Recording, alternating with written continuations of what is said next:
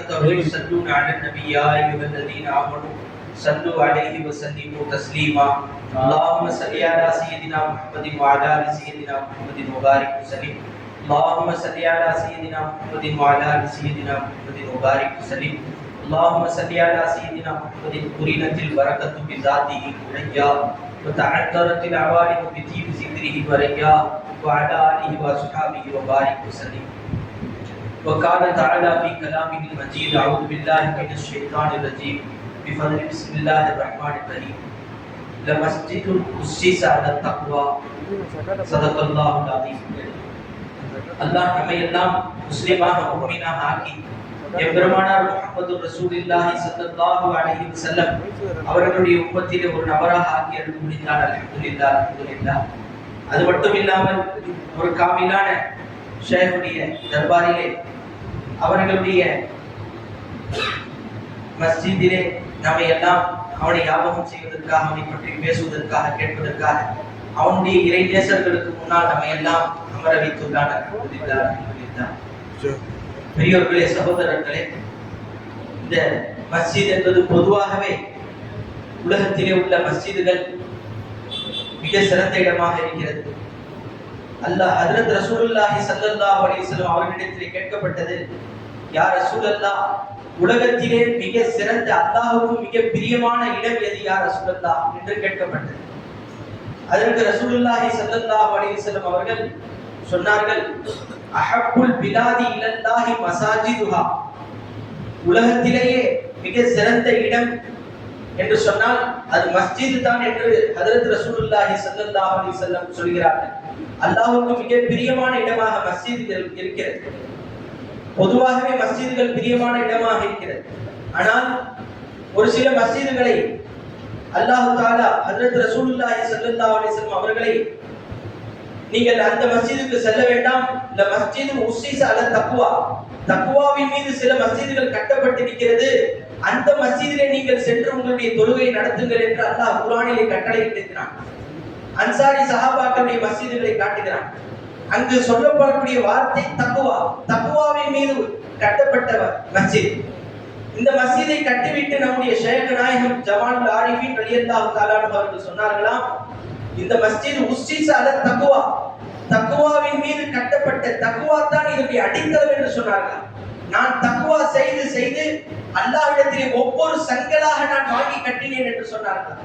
அவர்கள் அல்லாஹ்விடத்திலிருந்து வாங்கி கட்டிய இந்த மஸ்ஜிதை அல்லாஹ் ரப்புல் இஸ்ஸத் அவருடைய ஆசாராக இருக்கக்கூடிய அந்த மஸ்ஜிதை புதுப்பித்து நம்ம எல்லாம் மீண்டும் அதிலே நாம் குளிர்ச்சியுடன் தொழுவதற்கு, அல்லாஹ்வை வணங்குவதற்கு நமக்கு தௌஃபீக் அளித்தார். அல்ஹம்துலில்லாஹ் அல்ஹம்துலில்லாஹ்.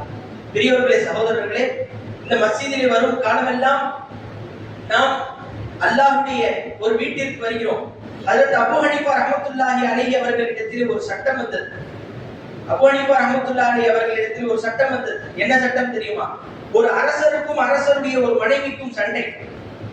அந்த அரசருடைய மனைவியிடத்திலே அரசர் சொன்னாராம், காலை எழுந்து பார்க்கும் பொழுது இந்த நாட்டை விட்டு நீ வெளியே சென்றிருக்க வேண்டும், இந்த நாட்டுக்கு உள்ளே இருந்த என்று சொன்னார். என்னுடைய இந்த நாட்டுக்கு கட்டுப்பாட்டிலே நீ இருந்தாய் என்றால் உன்னை நான் தலாக்கு விட்டு விடுவேன் என்று அந்த அரசர் தன்னுடைய மனைவியை பார்த்து சொல்லிவிடுகிறார். அந்த பெண் பதறி அடித்து இமாமிடத்திலே வருகிறார். வந்து நடந்ததை எல்லாம் சொல்கிறார். இமாம் அவர்கள் சொன்னார்கள், நீ நேரடியாக மஸ்ஜிதிலே சென்று இருந்து கொள் என்று சொல்லிவிட்டார். கேட்கப்பட்டது, அந்த மஸ்ஜிதும் அவருடைய நாட்டிலே அந்த ஊருடைய கட்டுப்பாட்டில் தான் இருக்கிறது, அவருடைய நாட்டுடைய கட்டுப்பாட்டில் தான் இருக்கிறது, எப்படி நான் அந்த மஸ்ஜிதிலே இருந்தால் வெளிநாட்டிலே இருந்ததாக எப்படி வரும் என்று கேட்டதற்கு அது அபூ ஹனீஃபா ரஹ்மத்துல்லாஹி அலைஹி அவர்கள் சொன்னார்களாம், உலகம் முழுக்க அவனுக்கு சொந்தமானதாக இருக்கலாம், ஆனால் மஸ்ஜித் பூராவும் அல்லாஹ்வுடையது, அல்லாஹ்வுக்கு சொந்தமானதாக இருக்கிறது என்று அது அபூ ஹனீஃபா ரஹ்மத்துல்லாஹி அலைஹி அவர்கள் நமக்கு ஞாபகப்படுத்தினார். அது மட்டுமல்ல, நம்முடைய ஷேக் நாயிம் அவர்கள் குறிப்பாக நமக்கு இப்படிப்பட்ட தாலிமை தான் கொடுத்தார்கள். மில்கியத்தை கவனிக்க வேண்டும். இது யாருடைய மில்கிலே கட்டுப்பட்டிருக்கிறது, நாம் யாருடைய மில்கிலே கட்டுப்பட்டிருக்கிறோம், தலையிலிருந்து கால் வரைக்கும் யாருடைய மில்கிலே இருக்கிறது, யாருடைய அரசாட்சிக்கு கீழே நாம் இயங்கிக் கொண்டிருக்கிறோம், யாருடைய கட்டுப்பாட்டிலே நாம் இருக்கிறோம் என்பதை நமக்கு சொல்லிக் கொண்டே இருந்தார்கள். உன்னுடைய பார்வையிலே வரக்கூடியது எல்லாம் அல்லாஹ்வுக்கு சொந்தப்படுத்தி என்பதாக சொல்லி காட்டினார்கள். உன்னுடைய பார்வைக்கு வரக்கூடிய அனைத்தையும் லில்லாஹி மா ஃபிஸ் ஸமாவாதி வ மா ஃபில் அர்லி, வானத்தில் இருக்கக்கூடிய ஒன்றும் பூமியில் இருக்கக்கூடிய ஒன்றும் அனைத்துமே அல்லாஹ்வுக்கு உரியதாக இருக்கிறது. அது மாத்திரமல்ல, அல்லாஹ்வையே நமக்கு காட்டி தந்தார்கள் நம்முடைய ஷேக் நாயிம் அவர்கள். அப்படிப்பட்ட மஸ்ஜிதிலே இந்த மஸ்ஜிதிலே அப்படிப்பட்ட பேச்சுகள் தான் அதிகமாக நடத்தப்பட்டுக் கொண்டே இருந்தது. அந்த பேச்சை பேசிக்கொண்டே இருந்தார்கள் இந்த மஸ்ஜிதிலே. அவருடைய தாலிமாத்துகளை பேசிக்கொண்டே இருந்தார்கள். நமக்கு எப்படிப்பட்ட தாலிமாத்தை கொடுத்தார்கள்? இந்த மஸ்ஜிதை விட்டு வெளியே சென்றாலும் அல்லாஹ்வை விட்டு தூரமாக இருக்கக்கூடாது, அல்லாஹ்வுடன் நாம் லயித்து போயிருக்க வேண்டும், அல்லாஹ்வுடன் நாம் சேர்ந்து இருக்க வேண்டும் என்ற தாலிமை நமக்கு கொடுத்தார்கள். பெரியோர்களே, சகோதரர்களே, பேசுவதற்கு பெரியோர்களுக்கு முன்னால் பேசுவதற்கு ஒன்றுமில்லை. எனவே இந்த மஸ்ஜித் என்பது தக்வாவின் பிரகாரம் கட்டப்பட்டது. தக்வா என்றால் என்ன? நான் இல்லை, உண்மையாக நான் என்பதை அழித்து வரக்கூடியது தான் தக்வா. ஹஜ்ரத் மூசா அலைஹிஸ்ஸலாத்து வஸ்ஸலாம் அவர்களிடத்தில் அல்லாஹ் தஆலா என்ன என்று கேட்டான். அவர்களுடைய அசாவை பார்த்து அவர்கள் அடிக்கடி நான் நான் என்ற வார்த்தையை புழங்கினார்கள். அந்த அசாவை உடனே கீழே போட சொன்னான். அது உடனே பாம்பாக மாறியது. இது என்னிடத்தில், என்னுடைய அணா உன்னிடத்தில் இருந்தால் இப்படி எல்லாம் மாறும் என்பதை அல்லாஹ் தஆலா அந்த அசாவின் மூலமாக வெளிப்படுத்தி காட்டினான் என்பதை முஃபஸ்ஸிரீன்கள் ஞாபகப்படுத்துகிறார்கள். எனவே நம்முடைய அணாவை அல்லாஹ்விடத்திலே நாம் ஒப்படைத்துக் கொண்டே இருந்தோம் என்று சொன்னால் நம்மிடத்திலே செய்ய முடியாத அனைத்து காரியங்களையும் அல்லாஹ் தஆலா நம்மிலே வெளிப்படுத்தி காட்டுவான். எனவே அல்லாஹ் ரப்பல் இஸ்ஸத் அப்படிப்பட்ட தக்வாவை, அதுதான் உண்மையான தக்வாவாக இருக்கிறது. நான் இல்லை, உண்மையாக அனா என்பது எனக்கு சொந்தமானதாக இல்லை. அல்லாஹ் தான் அனைத்தையும் என்னிலிருந்து வெளிப்படுத்துகிறான். அல்லாஹ் தான் என்னை செய்ய வைக்கிறான். அல்லாஹ் தான் என்னை பார்க்க வைக்கிறான். சர்சே பார்த்தக்கு சவாரா முஜே, தலையிலிருந்து கால் வரைக்கும் அவன் தான் என்னை அலங்கரித்துக் கொண்டிருக்கிறான் என்பதை நம்முடைய ஷேகுமார்கள் வார்த்தைக்கு வார்த்தை காட்டிவிட்டு சென்று விட்டார்கள். இதைத்தான் ஹஜ்ரத் आमिर करीमी शाहपुरी रली अल्लाह ताला அவர்கள் படிக்கிறார்கள். मेरी आंखों में तुम हो, दिल में तुम हो, जाने जा तुम हो, मेरी आंखों में तुम हो, या अल्लाह என்னுடைய கண்ணிலேயும் நீ தான் இருக்கிறாய், मेरे दिल में तुम हो, என்னுடைய உள்ளத்திலும் நீ தான் இருக்கிறாய், जाने जा तुम हो, என்னுடைய உயிராக நீ இருக்கிறாய் என்று சொல்லிவிட்டு சொல்கிறார்கள். முனவ்விர் ஹோ முனவ்வர் ஹோ, அவன் தான் இருந்து அனைத்தையும் காட்டிக் கொண்டிருக்கிறான்.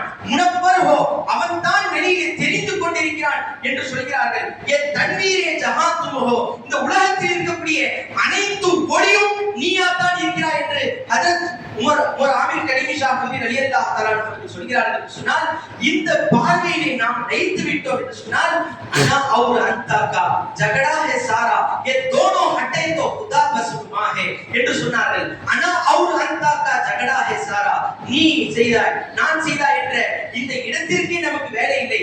அல்லாஹ் தஆலா நம்மிலே இருந்து நம்மிலே அனைத்து காரியங்களையும் வெளிப்படுத்திக் கொண்டிருக்கிறான். இதை காட்டியவர்கள் ஜமாலுல் ஆரிஃபின் ரலியல்லாஹு தஆலா. இதற்கு தான் சொன்னார்கள் உஸ்ஸிஸ அல தக்வா, நானா கட்டலப்பா தக்வாவின் பிரகாரம் நான் தக்வா செய்து கட்டிய மஸ்ஜித் என்று சொன்னால், சதா தன்னை அழித்து கட்டின நான் கேட்கவில்லை, எனக்கு குவத்து சொந்தமில்லை, எனக்கு ஒன்றுமே எனக்கு சொந்தமில்லை. ஹயாத்தாக இருக்கட்டும், இல்மாக இருக்கட்டும், சமா பசார் கலாம் அனைத்துமே உனக்கு சொந்தம் யா அல்லாஹ். என்னிலே இருந்து நான் செயல்படுவதற்கு என்ன இருக்கிறது? ஹல் அத்தா அலல் இன்சானி ஹீனும் மினத் தஹரி லம் யகுன் ஷையம் மதுகூரா, ஒரு காலத்திலே நான் ஒன்றுமே சொல்லப்படாதவனாக இருந்தேன் அல்லவா? ஹல் அத்தா அலல் இன்சானி, மனிதனிடத்தில் ஒரு இப்படிப்பட்ட ஒரு காலம் கடந்தது. அலல் இன்சானி ஹீனும் மினத் தஹரி லம் யகுன் ஷையம் மதுகூரா, நாம் ஒரு காலத்தில் ஒன்றுமே இல்லாதவர்களாக இருந்தோம். எங்கிருந்து வந்தது அனா, எங்கிருந்து வந்தது அந்த?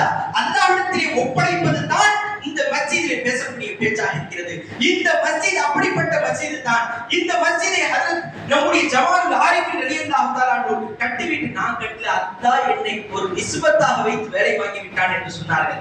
நிஸ்பத்தாக வைத்து வேலை வாங்கி விட்டான் என்று சொன்னார்கள். ஒரு சாதாரண தாலிம் இல்லை. தாங்கள் எல்லாம் வந்திருக்கிறீர்கள், தாங்களாக வரவில்லை. நான் வந்திருக்கிறேன், நானாக வரவில்லை. நான் பேசுகிறேன், நானாக பேசவில்லை. ஷைத்தான் இருக்கிறானே, ஷைத்தானாக போனதுக்கு காரணமே அனா இருந்தது.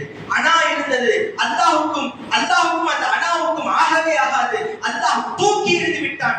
அஊது பில்லாஹி மினஷ் ஷைத்தானிர் ரஜீம், ரஜீமாக ஆகிவிட்டான், தூக்கி எறியப்பட்டவனாக ஆகிவிட்டான். எனவே பெரியோர்களே, சகோதரர்களே, நாம் இப்படிப்பட்ட ஒரு நிலையை ஏற்படுத்திக் கொள்ள வேண்டும். मैं कुछ भी नहीं था, मैं कुछ भी नहीं हूँ, तुम्ही ने दिया सब, तुम्ही देने वाले. நான் ஒன்றுமில்லாதவனாக இருந்தேன் யா அல்லாஹ், இப்போதும் ஒன்றுமில்லாதவனாக தான் இருக்கிறேன். ஹஜ்ரத் ஃபைதி நாயகம் ரலியல்லாஹு தஆலா அவர்கள் தினமும் வாசல்ல உட்கார்ந்துப்பாங்க. வீட்டு வாசல்ல உட்கார்ந்துட்டு அவர்கள் இப்படிப்பட்ட ஒரு மஸ்ஜிதிலே இப்படிப்பட்ட ஒரு பயிற்சியில இருப்பாங்க. இந்த பஸ் போது தானா போல அல்லாஹ் கூட்டிட்டு போறான், இவர் போறாரு தானா போல அல்லாஹ் கூட்டிட்டு போறான், இந்த சைக்கிளை ஓட்டிட்டு அவர் போற தானா போல அல்லாஹ் கூட்டிட்டு செல்கிறான் என்று காலையில் அவர்கள் தொழுத பிறகு இந்த மஸ்ஜிதிலே இந்த பயிற்சியில இருப்பார்களாம். இந்த பயிற்சியில இருந்தோம் என்று சொன்னால், இருந்து கொண்டே இருந்தோம் என்று சொன்னால், மை யத்தகில்லாஹ யஜஅல்ஹு மக்ரஜா, யார் அல்லாஹ்வுக்கு தக்வா செய்து வாழ்வார். தக்வானா என்ன? இறையச்சமா? இறையச்சம் இல்லை. இதுதான் நமக்கு ஷேக்மார்கள் சொல்லி கொடுத்த தக்வா, தரீகத்துடைய தக்வா. தபச்சுப கைர ஹக்ஸே பச்சனா, அல்லாஹ் அல்லாஹ்வுடைய வஸ்துக்களுடைய அந்த நிஸ்பத்தை கவனிப்பதை விட்டு நீங்கள் தவிர்த்துக் கொள்வது.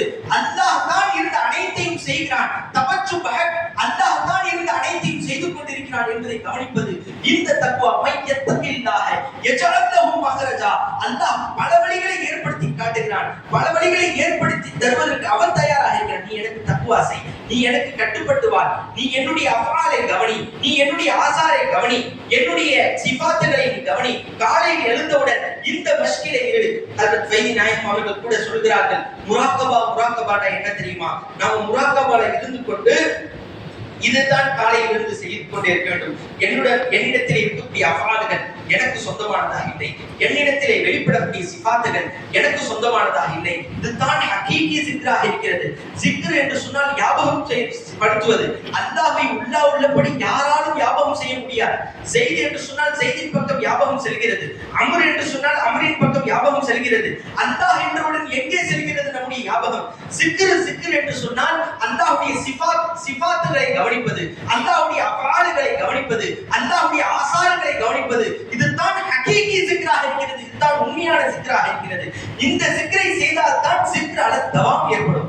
அல்லாஹ் தஆலா சொல்கிறானா இல்லையா? வைதா குதியத்தி ஸலாத்து ஃபன்தஷிரு ஃபில் அர்லி வபுதகு மின் ஃபத்லில்லாஹ் வஸ்குருல்லாஹ கஸீரா. நீங்கள் அல்லாஹ்வுடைய ஃபத்லையும் தேடுங்கள், அல்லாஹ்வையும் சிக்ர் செய்யுங்கள் என்று சொன்னால், ஹஜ்ரத் அஹ்மத் கபீர் ரிஃபாயி ரஹ்மத்துல்லாஹி அலைஹி அவர்கள் ஹஜ்ஜுக்கு செல்கிறார்கள். ஹஜ்ஜுக்கு செல்லும் பொழுது ஒரு ஹாஜியை பார்க்கிறார்கள். காபாவுடைய துணியை பிடித்துக் கொண்டு கதறிக் கொண்டிருக்கிறார். ஹஜ்ரத் அஹ்மத் கபீர் ரிஃபாயி ரஹ்மத்துல்லாஹி அலைஹி அவர்கள் எந்த சமாதானமும் படுத்தல, அவரை எதுவுமே சொல்லல.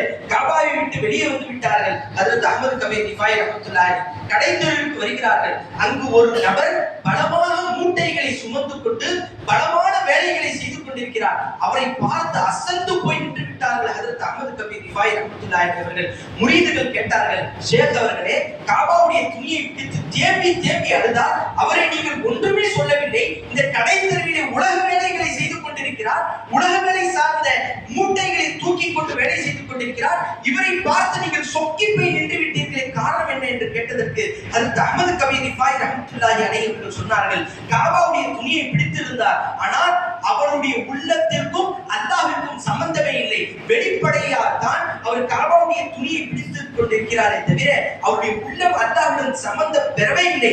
இவர் கடைத்தெருவிலே இருந்து மூட்டைகளை தூக்கி கொண்டிருக்கிறார், கடுமையான வேலைகளை செய்து கொண்டிருக்கிறார். ஆனால் இவருடைய உள்ளம் அல்லாஹ் தான் என்னை இயக்குறான்.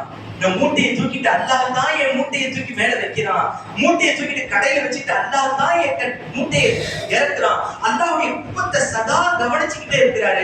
இதை பார்த்து நான் அசந்து போயிட்டேன். அவ்வளவு கடுமையான வேலை செய்யறாரு, அல்லாஹ்வுடைய குப்பத்தை கவனிக்கிறாரு. அவ்வளவு கடுமையான வேலை செய்யறாரு, அல்லாஹ்வுடைய அஃஆலை கவனிக்கிறாரு. பெரியவர்களே, சகோதரர்களே, செய்தி பழசா இருக்கலாம், பேசப்பட்டதாகவே இருக்கலாம். ஆனால் இதை அனுபவித்து பார்த்தோம் என்று சொன்னால் இன்பமே இன்பம் தான். அல்லாஹ் தஆலா அப்படிப்பட்ட அனுபவத்தை அப்படி அனுபவிச்சு கட்டப்பட்ட மஸ்ஜித் தான். என்ன கேட்டாலும் கொடுத்துருவோம். இந்த நிலையில் இருந்தா ஹாஜா தில்நவாஸ் ஃபைதி ஷாஃபி ரலியல்லாஹு தஆலா அவர்கள் சொல்கிறார், இந்த நீ அல்லாஹ்வுடைய அஃஆலை கவனிச்சு பாரு, அல்லாஹ்வுடைய சிஃபாத்தை கவனிச்சு பாரு. ஒரு வீட்டுக்கு நான் போனேன், ஒரு அழகான சொம்பு இருந்துச்சு. அல்லாஹ் இந்த சொம்பு இங்க இருக்க கூடாது, என் வீட்டுல இருக்குன்னு கொண்டு வந்துருன்னு சொன்னேன். கொண்டு வந்துட்டான். வீட்டுல வரும்பொழுது அது வீட்டுல இருந்துச்சு. எல்லாம் பார்க்கத்தான் செய்றீங்க. அது எப்ப தெரியுமா ஏற்படும்? அல்லாஹ்வுடைய மில்கியத்தை கவனிச்சா ஏற்படும் சொல்றாங்க. பெரியவர்களே, நாம இல்முதான் நமக்கு பழசா இருக்குது. நம்ம நல்லா உபயோகிக்கிறோம், நல்லா பேசி நிறைய இல்முகளை கேட்கிறோம். நாம் உபயோகித்தோம் என்று சொன்னால் நாமும் பெரிய இது போன்ற லஸ்ஸத்துகளை, இது போன்ற இன்பங்களை நாமும் அனுபவிக்கலாம். வல்லல்லாஹ் தௌஃபீக் செய்வானாக. ஆமீன் யா ரப்பல் ஆலமீன். வ ஆகிரு தஅவானா அல்ஹம்துலில்லாஹி ரப்பில் ஆலமீன். அஸ்ஸலாமு அலைக்கும் வ ரஹ்மத்துல்லாஹி